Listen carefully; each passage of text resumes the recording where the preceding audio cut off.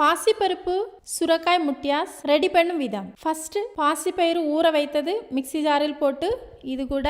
இஞ்சி, பச்சை மிளகு, கொத்தமல்லி இலை, உப்பு கொஞ்சம் போட்டு மிக்சியில் பேஸ்ட் அடித்து ஒரு பவுலில் மாற்றி வைத்து இது கூட கொஞ்சம் மஞ்சள் தூள், சுரக்காய் துருவல் போட்டு பிஞ்ச் ஆஃப் சோடா உப்பு, இடி உரலில் அரை டீஸ்பூன் கொத்தமல்லி, பெருஞ்சீரகம் போட்டு பொடித்து பவுலில் போட்டு சில்லி ஃப்ளைக்ஸ் போட்டு நல்லா மிக்ஸ் பண்ணி கடலை மாவு போட்டு மாவு பிசைந்து மாவு ரெடி ஆனதும் சேமாக ரவுண்ட் ஷேப் செய்து சிலிண்டர் ஷேப்பில் ரோல் செய்து ஸ்டீமரில் மூடி வைத்து வெந்தவுடன் 5 to 10 minutes ஆற வைத்து டேபிளில் வைத்து ஆறிய பின் கட் செய்து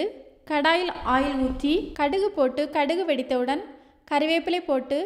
பெருஞ்சீரகம் போட்டு முட்டியாஸ் போட்டு மிக்ஸ் பண்ணி ஃப்ரை செய்து 1 minute வைத்து கேரட் துருவல் தூவி போட்டு லைம் ஜூஸ் ஊற்றி மிக்ஸ் செய்து எடுத்து டேஸ்ட் பண்ணி பாருங்க. எக்ஸலண்ட் டிஷ் பாசிப்பருப்பு சுரக்காய் முட்டியாஸ் ரெடி.